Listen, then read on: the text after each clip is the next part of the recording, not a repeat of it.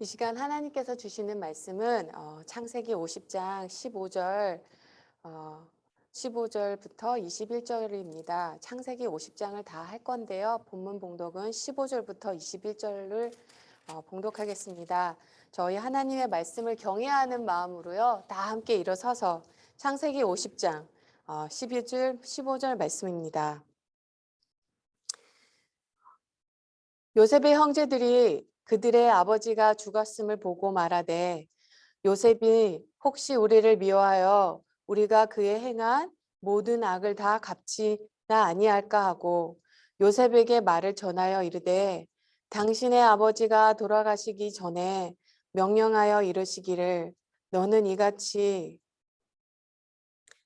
요셉에게 이르라 내 형들이 내게 악을 행하였을지라도 이제 바라건대 그들의 허물과 죄를 용서하라 하셨나니 당신 아버지의 하나님의 종들인 우리 죄를 이제 용서하소서 하매 요셉이 그들이 그에게 하는 말을 들을 때 울었더라.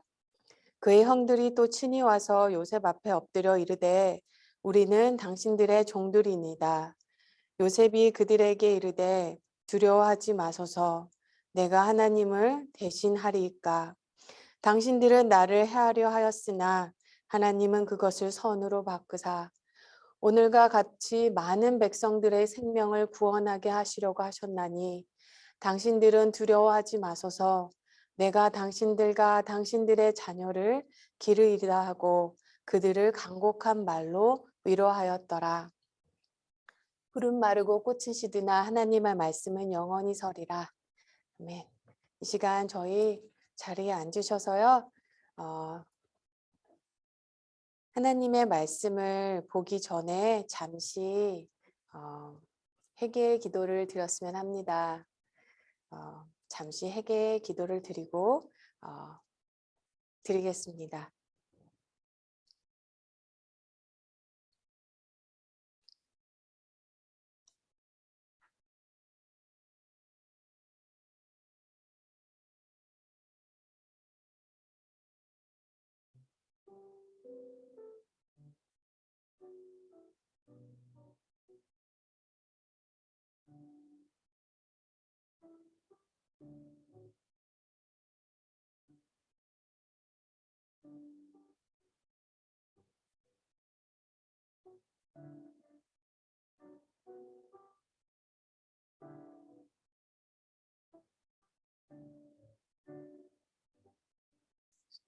기도합니다.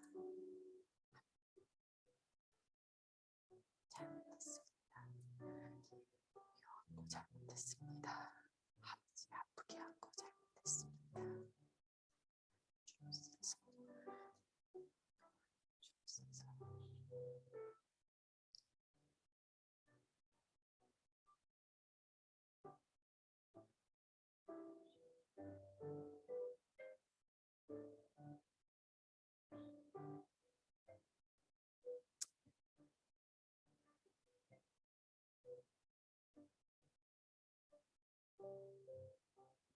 사랑과 은혜가 충만하신 하나님, 사람은 정말로 9가지를 갖고 있어도 9가지 좋은 게 있어도 부족한 한 가지 때문에 기쁨을 빼앗기는 게 사람입니다.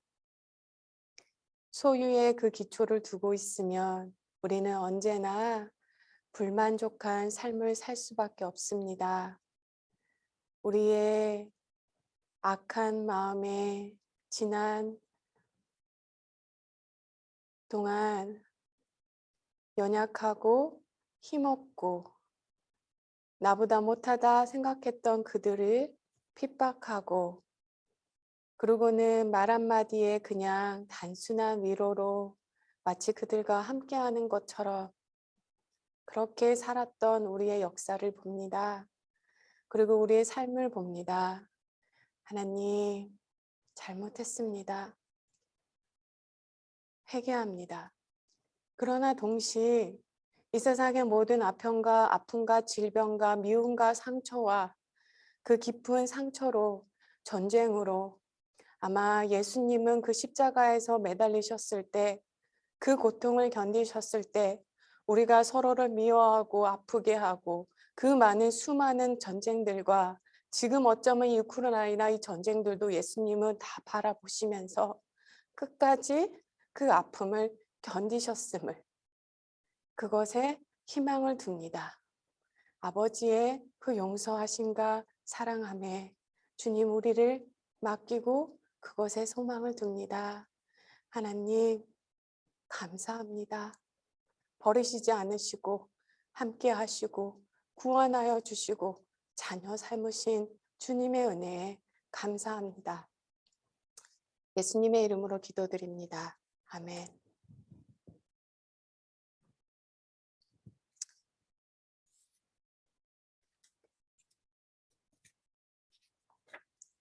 제가 잘 들리시죠? 이번 주에 조금 되게 감정적입니다. 사순절을 맞이하여 순례 여행을 다녀왔는데요. 저희 다들 알다시피 알라바마는 흑인 그 보트 라이드, 투표권 그 중심 지역에 있었던 곳이고요. 뭐 말틴 루터 킹도 있었지만 우리가 진짜 교과서에서 봤던 많은 일들이 일어났던 곳이 바로 우리 셀마죠. 그래서 영화라도 만들어졌죠. 셀마라는 영화가. 사실 그 얘기는 마틴 루터를 상대로 한 영화지만 그렇게는 방송이 되지 않는다. 그래서 이름을 셀마라고 바꿨다고 합니다. 그곳에 가면요. 며칠 동안 순례 경험을 할 수 있습니다. 흑인들이 어떻게 처절하게 자신들의 자유를 위해서 싸웠는지, 백인들과 함께 학교를 가기 위해서 6살부터 17살 된 아이들이 거리로 나와 얼마나 자신들의 자유를 외쳤는지, 그리고 그들을 탄압하기 위하여 사나운 세파트를 풀어놓은 정부와 감옥이 가득 차 그런 많은 것들, 또 아프리카에서 흑인들을 데리고 올 때 그 대라 그러죠. 배 가장 아래층에 몇 평도 되지 않을 만한 그 장소에 50명이라는 사람들이 들어가서 있는데요. 가장 인상 깊었던 것은요. 거기 안에서 우리가 아마 영화나 드라마 같은 데 보면 무인도에서 사람을 넣어놓고 서로의 심리를 이용해서 5명을 여기서 버려야 된다는 그런 상황에서 놓고 강한 자가, 힘이 있는 자가, 똑똑한 자가, 가진 자가 조금 부족한 5명을 끌어내야 되는 그런 심리전을 상황극을 만들어서 그 안에 있었는데요. 정말로 인간의 본성을 알 수 있었습니다. 누구도 예외가 없더라고요. 정말로 내가 다른 사람보다 더 낫다. 내가 다른 사람보다 더 많이 알고 있다. 내가 다른 사람보다 육체적으로 힘이 강하다. 내가 다른 사람보다 더 많이 가졌다. 생각하는 그 우월주의가 약한 사람들을 생명을 가져갈 수도 있는 그런 상황극이 펼쳐지더라고요. 가장 씁쓸했던 것이 그렇게 나를 버려놓고는 위로한답치고 제 등을 살살 쓰다듬어 주셨습니다. 사람을 버려놓고 등을 쓰다듬는 게 무슨 의미가 있겠습니까? 정말로 예수님 진짜 오시기 감사했습니다. 정말 에덴 동산에서 쫓겨난 아담과 하와 사이에서 처음으로 태어난 사람은 가인입니다. 그런데 성경의 첫 가족사는 가인이 그 동생 아벨을 살해한 이야기로 들려주고 있습니다. 정말 에덴 이후에 태어난 최초의 인간이 살인자라는 사실은 인간 역사가 얼마나 많은 갈등의 역사인지, 그리고 무엇보다 형제 간에, 가족 간에 얼마나 갈등의 역사인지를 은연중에 드러내고 있습니다. 창세기는 정말 형제들 간의 갈등 이야기로 가득 차 있습니다. 가인과 아벨, 이스마엘과 이삭, 에서와 야곱, 형제들과 요셉, 야곱의 아내인 레아와 라헬의 이야기가 다 그렇습니다. 그리고 인정을 받고자 하는 인정투쟁이든 아버지의 권한을 물려받고자 하는 권력투쟁이든 사랑을 얻기 위한 사랑투쟁이든 그것은 대개 심각한 분열로 끝이 납니다. 그러기에 세상에 나누어졌던 것이 하나 되는 것보다 더 기쁜 게 있을까요? 아마 예수님은 이것을 바라보시면서 십자가에서 그 고통을 견뎌내셨을 것 같습니다. 오늘의 본문은 인류의 역사에서 유구한 형제 간의 갈등을 어떻게 풀어야 할지를 잘 보여주고 있습니다. 요셉은 아버지의 사랑을 독차지하다가 형제들의 미움을 받아 애굽으로 팔려갔고 우여곡절 끝에 애굽의 총리가 됩니다.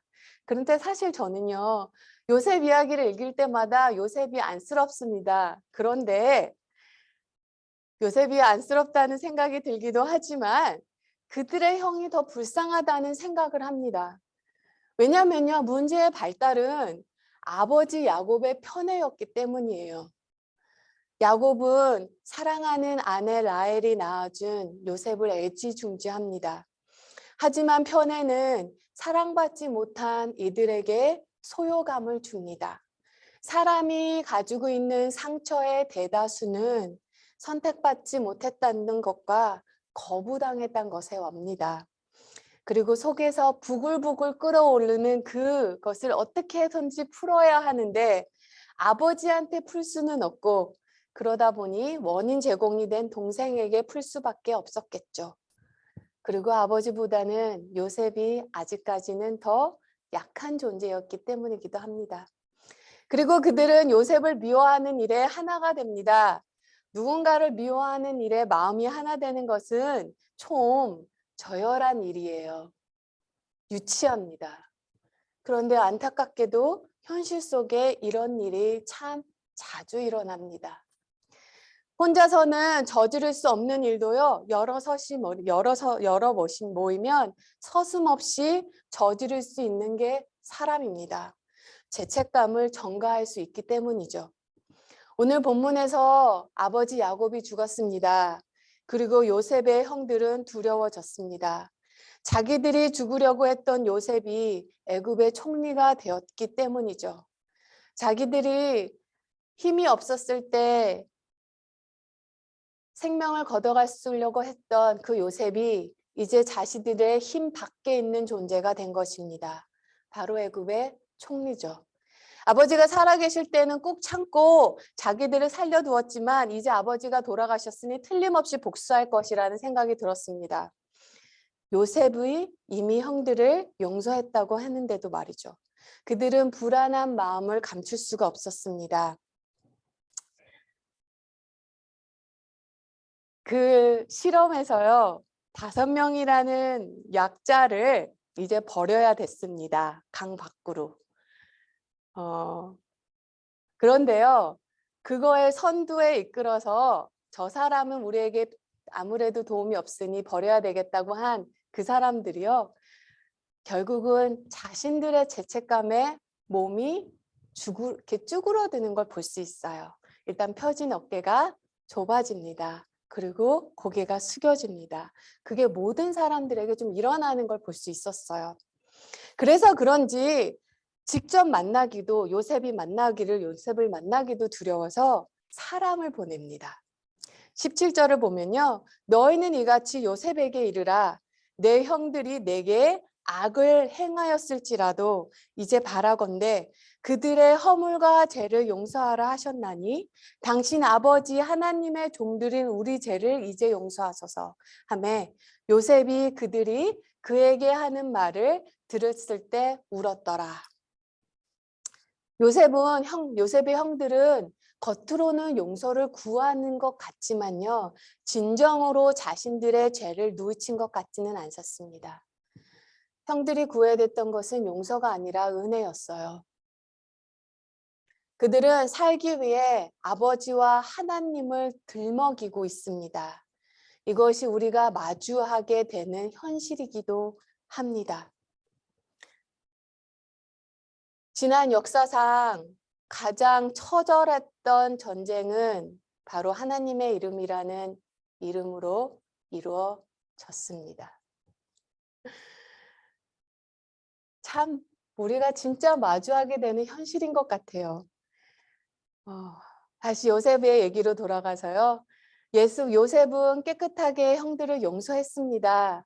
성경은 이제 39살이 된 요셉은 이런 형들의 말을 듣고 울었다고 합니다. 그들을 향한 자기 마음을 아직 헤아려 주지 못하는 형들이 야속해서 울을 수도 있고요. 기가 막히게 살아온 자기의 삶에 대한 회한에 있어서 울을 수도 있고요. 어쩌면 돌아가신 아버지에 대한 그리움 때문인지도 모르겠습니다. 오늘은 본문을 보면서요, 요셉이 어떤 마음으로 형들을 용서할 수 있었는지를 살펴보려고 합니다. 오늘 본문에서 요셉이 형들을 용서한 구체적인 표현이 나타나 있습니다. 이 요셉이 형들을 용서한 구체적인 표현을 보면서 참 용서는 어떻게 이루어지는지를 보려고 합니다. 첫 번째로 19절에서 20절에서 요셉이 그들에게 말합니다. 두려워하지 마소서, 내가 하나님을 대신하리까. 당신들은 나를 해하려 하렸으나 하나님은 그것을 선으로 바꾸사 오늘과 같이 많은 백성들의 생명을 구원하게 하시려 하셨나니라고 말합니다.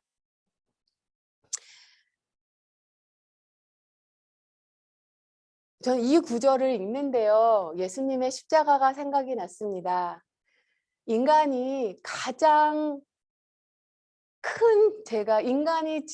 지은 가장 큰 죄가 무엇일까요? 바로 살아계신 하나님의 아들 예수님을 십자가에 못 박은 일이 인간이 역사상 지은 죄 중에 가장 큰 죄였을 거예요. 그런데 하나님은 그 인간이 지은 가장 큰 죄를 통하여 인간이 받을 수 있는 가장 큰 은혜를 우리에게 베푸셨습니다. 정말로 저는 요셉이 형들을 용서했었던 것은 바로 여기 있었던 것 같아요. 저는 요셉 마음속에 하나님이 역사하고 있었다고 확신합니다. 요셉이요, 형들을 용서할 수 있었던 건 하나예요. 결국 가족으로 받은 상처로보다 하나님으로 받은 은혜가 더 크기 때문입니다.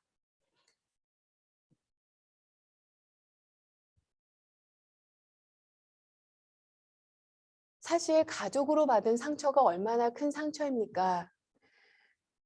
남의 집 개에 물린 것보다 내가 키우던 개에 물린 것이 더 아픕니다. 더 마음이 아려요. 예수 안 믿는 사람들, 교회 안 다니는 사람들에게 핍박받는 거 아프지 않습니다. 그런데요, 교회 다니는 사람들한테 핍박받는 거, 등돌림을 당하는 거, 외면당하는 거 가슴이 쓰라립니다. 나와 한편이라고 생각했던 사람이 나에게 등을 돌릴 때 그 아픔은 엄청납니다. 그런데 그것을 요셉이 용서를 할 수 있었어요. 정말로 그들은 말할 수 없는 상처를 요셉에게 남겼습니다. 그러나 요셉은요, 자신이 받은 상처보다 더 깊은 하나님의 은혜를 경험했기 때문입니다. 이것이 복음의 능력입니다. 물론 십자가 복음은요, 우리에게 죄와 죽음으로 자유함을 주었습니다. 그러나 그것은 새 삶의 이제 시작점이에요. 사랑하는 성도 여러분, 미움이 사라진 마음의 자유함. 제가 예수님을 만나고 난 뒤 경험한 자유함 중에 단연 최고의 자유함이었습니다. 또한 모르는 것을 모른다고 말할 수 있는 것. 실수를 잘못했다고 쉽게 인정할 수 있는 것도 제가 예수님을 만난 후에 얻은 자유함입니다. 물질에 대해서도 그런 것 같아요.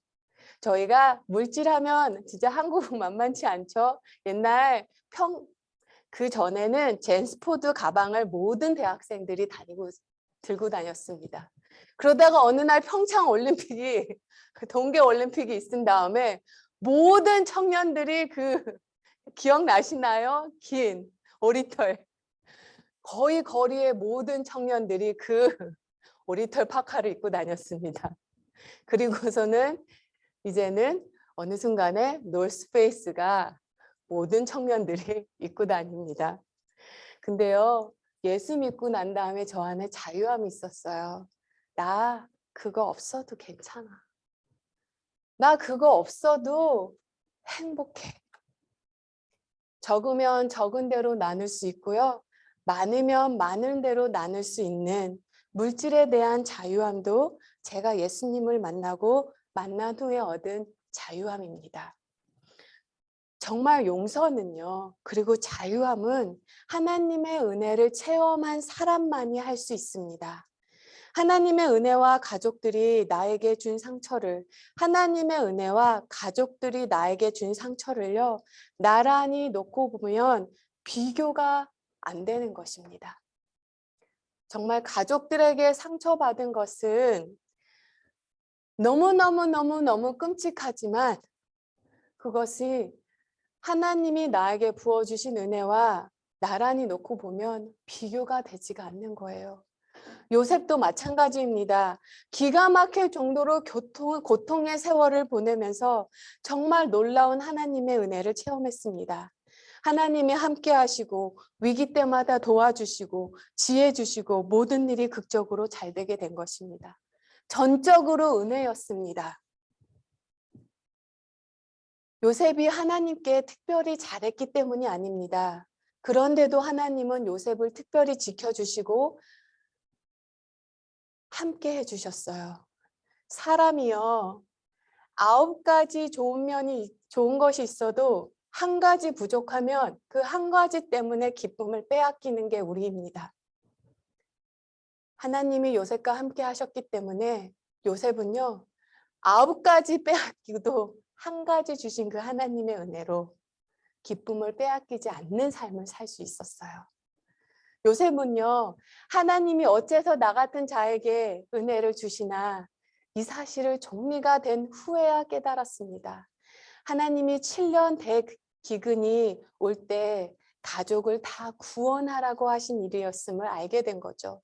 그래서 형들을 용서할 수 있었습니다. 두 번째로요, 우리가 알 수 있는 것은요, 용서는요, 미래지향적일 때 할 수 있음을 볼 수 있습니다. 목적지향적일 때 용서를 할 수 있습니다.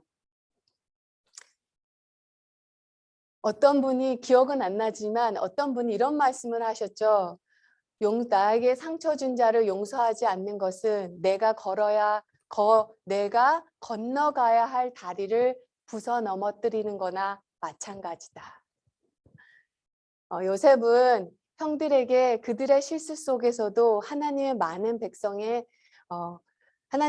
백성의 생명을 구원하셨다고 말합니다. 그리고 또한 요셉이 그 형제를 용서해야 했던 것은요, 그것이 바로 요셉이 건너가야 했던 다리이기 때문입니다. 앞으로 나아가려면 그 용서의 다리를 건너야지만 다른 쪽으로 넘어갈 수 있었기 때문이에요. 창세기 49장을 보면요, 50장인데 한 장 바로 정 49장에 보면요, 요셉은 그의 아버지 야곱이 12자녀들에게 빌어준 축복 기도를 들었습니다.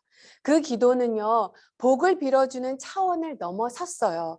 야곱이 기도 중에 앞으로 행하실 하나님의 뜻을 하나님께서 보여준 것입니다. 그 중에 유다가 나옵니다. 요셉은요, 야곱의 이 기도를 옆에서 듣고 있었어요. 그리고 야곱의 기도 중에 유다의 후손을 통해 예수님을 보내주시기로 하심을 알 수 있었습니다. 정확히 그분이 누구인지는 모르겠지만 자신이 성취한 구원의 역사와 비교할 수 없는 하나님의 구원의 역사가 바로 그 유다를 통해서 이루어질 것임을 알게 된 것입니다. 그러자 요셉은요, 미래로부터 자신의 현재의 삶을 바라볼 수 있었습니다. 그러자 요셉은 고난을 해석하는 힘이 생겼어요. 인생 가운데 겪는 고난이나 힘든 것은 누구나 다 마찬가지입니다. 누구나 고난과 어려움을 겪습니다. 그러나 이것이요, 헛된 고난이 아니라고 의미 있는 고난이라고 생각되면요, 우리는 그 고난을 견딜 수 있는 힘이 우리 안에서 생기는 것입니다. 바로 미래의 관점에서 현재를 바라볼 수 있을 때 인내할 수 있는 거죠. 사람은요, 소망이 없을 때 인내하지 못합니다. 소망이 없을 때는요, 손해보더라도 그것을 감당하지 않게 됩니다. 그러나 소망이 있으면요, 손해보더라도 사서 고생길을 선택합니다. 많은 청년들이 사실 유학을 옵니다. 가족을 떠나 혼자 낯선 땅에서 모국어도 아닌 외국어로 공부한다는 것은 참 힘든 외로운 것입니다.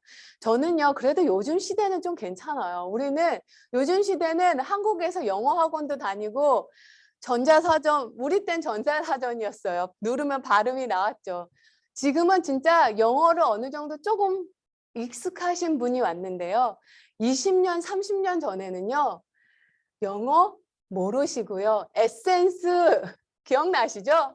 에센스 사전을 들춰보면서 그렇게 공부를 합니다. 사실 그렇게 유학을 온다는 거 참으로 힘들고 외로운 길입니다. 너무너무 외롭고 힘든 길이에요. 그런데도 누군가가 그때 유학을 간다고 할 때 사람들은 축하한다고 합니다. 사실 축하할 일인가요? 앞으로 5년, 10년 동안 죽으라고 고생만 할 것입니다. 그러나 앞으로 힘들고 어려운 시간을 보낼 것이 너무나 훤하게 펼쳐지지만 그 결과가, 그 열매가 귀하기 때문에 우리가 그들에게 축하한다고 그렇게 보내는 것입니다. 운동선수가요, 선수촌에 들어가는 일이 축하할 일일까요? 선수촌에 들어가면요, 그때부터 지옥 같은 훈련입니다. 그런데도 우리가 선수촌에 운동선수가 들어가는 걸 보면서 정말로 그거 안에 선택받은 것에 축하한다고 합니다. 왜냐하면 힘들고 어렵고 죽을 것 같은 훈련을 하겠지만 그 열매가 귀하기 때문입니다. 이렇게 미래에 대한 소망, 천국에 대한 소망으로 오늘 나의 삶을 바라볼 수 있을 때, 나의 고난을 바라볼 수 있을 때요, 우리는 인내할 수 있고요, 용서할 수 있습니다. 그래서인지 성경에서요, 하나님은 우리에게, 사람에게 인내의 힘을 주실 때 소망을 주십니다. 소망을 주심으로 우리에게 인내할 수 있는 힘을 주시는 것을 볼 수 있어요. 세 번째로 우리가 본문에서 볼 수 있는 것은요. 용서는 상대방을 축복하고 자유케 하는 데까지 나아가는 것입니다. 본문에서 우리가 마지막으로 볼 수 있는 것은 십자가 복음은 단순히 용서하는 것에 끝나는 것이 아니라는 거예요. 요셉은요. 형들을 용서했으니 이제 잘 가세요. 복수는 하지 않을 테니 다시는 우리 얼굴 보고 살지 맙시다. 라고 하지 않습니다. 사실 용서해 준 것만으로도 대단하지 않나요? 그런데 요셉은요, 형들의 죄를 용서했을 뿐만이 아니라 그들과 함께 살았고 또 그들의 가족을 책임질 것을 말합니다. 당신들은 두려워하지 마소서. 내가 당신들과 당신들의 자녀를 기르이다 하고 그들을 간곡한 말로 위로합니다.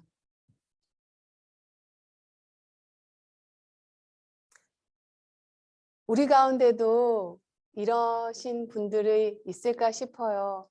요셉은 그들이 정말로 엄청난 악한 행위를, 악을 저질렀지만 요셉은 진심으로 그들을 용서했습니다. 그리고 함께 하기를 바랬고 보살펴 주기를 바랬어요. 우리도 같은 사랑을 하나님께로부터 예수 그리스도를 통해서 받고 있습니다. 그런데 우리도 우리 가운데 그 사랑과 용서하심을 의심하시지는 않으신가요? 요셉의 형들과 같이? 사실 용서하는 데까지는 어떻게 한다 하더라도 나에게 상처 준 사람들과 함께하는 것은 도무지 감당하지 못하는 것이 우리입니다. 그런데 십자가의 복음의 능력은 단순히 하나님이 우리를 용서하신 것이 아니라 우리와 하나 되신 것입니다. 두 가지는 비슷해 보이지만 똑같지는 않습니다. 하나님은 우리를 용서하셨을 뿐만이 아니라 우리와 하나 되셨어요. 하나님은 우리의 죄를 용서하시고 이제부터 죄 짓지 말고 새 삶을 살아라. Have a good life. 하지 않으셨어요. 우리의 죄를 용서하시고 우리를 하나님의 자녀 삼으셨어요. 가족 삼으셨습니다. 그리고 우리 안에 오셔서 우리와 하나 되셨어요. 항상 같이 계십니다. 끝까지 함께 하십니다. 우리는요, 예수님께 하나도 덕이 될 것이 없습니다. 저는 이런 생각을 종종 해요. 제가 하나님의 일을 하는 것이 아니라 하나님의 일에 방해나 되지 않았으면 합니다. 사실 3살짜리 어린아이가 엄마가 저녁하는 거 도와준다고 소매를 걷어붙이고 부엌에서 엄마 도와준다고 해봤자 엄마에게 도움이 되겠습니까? 오히려 시간만 더 오래 걸릴 것 같아요. 걸치적거리기만 할 뿐이죠. 그런데도 주님은요, 우리와 함께 하시고 우리를 떠나지 않으시고 우리를 사랑하시고 우리와 하나 되셨어요. 그리고 함께 이 땅에서 하나님의 나라를 이루어가자고 초청하셨습니다. 어쩌면 사람이 이 하나님의 일을 더 방해하는 것은 아닐까 하는 생각이 듭니다. 설교를 마치면서요, 전 지난날의 아픔과 고난의 시간을 누가 돈을 준다고 해도 다시 겪고 싶지는 않습니다. 그러나 또한 그 고난의 시간을 누군가가 돈을 준다고 해도 돈을 주고 산다고 해도 저는 그 시간을 팔고 싶지 않습니다.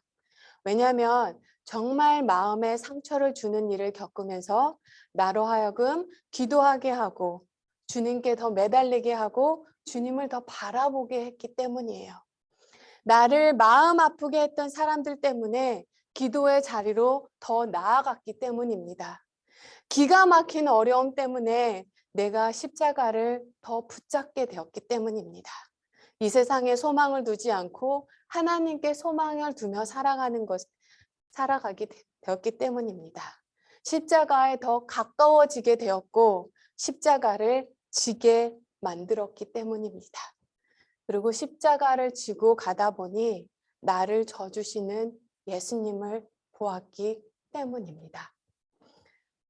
지금은요, 정말 지금 하나님은 가슴을 치고 계실 것입니다. 전쟁의 소식과 그로 인해 이제 너도 나도 힘이 있어야 한다고. 이제 너도 나도 모든 나라는 핵이 있어야 한다고. 힘이 있어야 된다고. 힘이 있어야 살아갈 길이라고. 이 목소리가 하나님의 가슴을 찢고 있습니다. 그런데요, 이 세상에서 지금 우리에게 가장 필요한 것은 바로 하나님께 돌아가는 것입니다. 하나님을 중심에 모시고 사는 진정한 복된 삶을 살아가는 것입니다. 우리는요, 우리 삶이 물질이 부족해서, 힘이 부족해서가 아니라 뜻이 부족해서 빈곤합니다. 하나님은 지금 모욕당하고 계십니다. 잠언서 14장에 보면 이런 말씀이 있어요. 잠언서 14장 31절에 가난한 사람을 억압하는 것은 그를 지으신 분을 모욕하는 것이지만 궁핍한 사람에게 은혜를 베푸는 것은 그를 지으신 분을 공경하는 것이다. 제가 정말 그 시험단에서 인간의 본 모습을 보았습니다. 바퀴를 보면 굴리고 싶고 칼을 보면 휘두르고 싶은 게 사람입니다. 힘이 있으면 약한 이들을 괴롭히는 게 사람의 고역한 본성 같습니다. 그러나 성숙함이란 결코 무력하지 않지만 다른 이들을 억압하지 않는 영혼의 능력입니다. 우리가 사회적 약자를 함부로 대할 때 하나님은 그것을 당신이 모욕받는 것으로 여깁니다. 힘이 있다 하여 힘없는 사람을 괴롭히는 사람은 하나님을 적으로 만드는 것입니다. 그리고 우리가 악을 선으로 바꾸려면 자꾸 하나님 아버지께 돌아가야 합니다. 그래야 우리는 우리 안에 있는 따뜻한 그 마음을 다시 찾을 수 있기 때문입니다. 우리 안에 따뜻한 봄 기운이 찾아오기 때문입니다. 우리가 그 지난주가 유난히 추웠죠. 제가 그때 이렇게 창문을 바라보면서 길거리를 걸으면서 그 이 너무 추운 속에 펴버린 꽃이 너무 안타까운 거예요. 아니, 너네들은 매년 같은 걸 겪으면서 이 알라바마 날씨에 왜 매년 일찍 꽃을 피우니? 이제 조금 배울 때도 되지 않았을까? 그 꽃을 바라보면서요, 니코스 카잔차스키의 편도나무 이야기가 생각났습니다. 편도나무 이야기 제가 잠깐만 읽어드릴게요. 한겨울에 편도나무가 활짝 꽃을 피우자 그 주위의 모든 나무들이 조롱하기 시작했습니다. 무슨 허영이지? 그들은 소리 질렀습니다. 저렇게 교만할 수가. 생각해봐. 그렇게 해서 봄을 오게 할 수 있다고 믿는 모양이지? 편도나무의 꽃들은 부끄러워 얼굴이 빨개졌습니다. 그리고 편도나무가 말했습니다. 용서하세요, 자매님들. 맹세코 나는 꽃을 피우고 싶은 것은 아니었습니다. 그러나 갑자기 내 가슴 속에 따뜻한 봄바람을 느꼈어요. 가슴 속에 따뜻한 봄바람이 편도나무로 하여금 꽃을 피우게 한 것입니다. 한겨울에 꽃을 피운 그 나무를 바라보면서요, 그리스도인들은 한겨울에 꽃을 핀 이 나무와 같다는 생각이 들었어요. 그래서 추위에 떨고 있는 그 꽃들을 바라보며 나보다 너가 더 낫다. 나보다 너희들이 더 낫다. 한겨울에 이 추운 날씨에 끝까지 견디는 너희가 나보다 낫다. 사랑하는 성도 여러분, 고통과 아픔과 상처, 특히 가장 가까운 사람들에게 끝까지 나와 함께 했을 거라는 가족이라는 사람들에게 상처를 받고 살아가는 게 창세기 때 에덴 동산 이후부터의 인간의 역사라면 그것이 우리의 세상이라고 하지만 가슴속에 따뜻한 봄바람이 느껴지자 한겨울에도 꽃을 피우는 편도나무처럼 그런 그리스도인이 되는 저와 성도님 되시기를 소망합니다.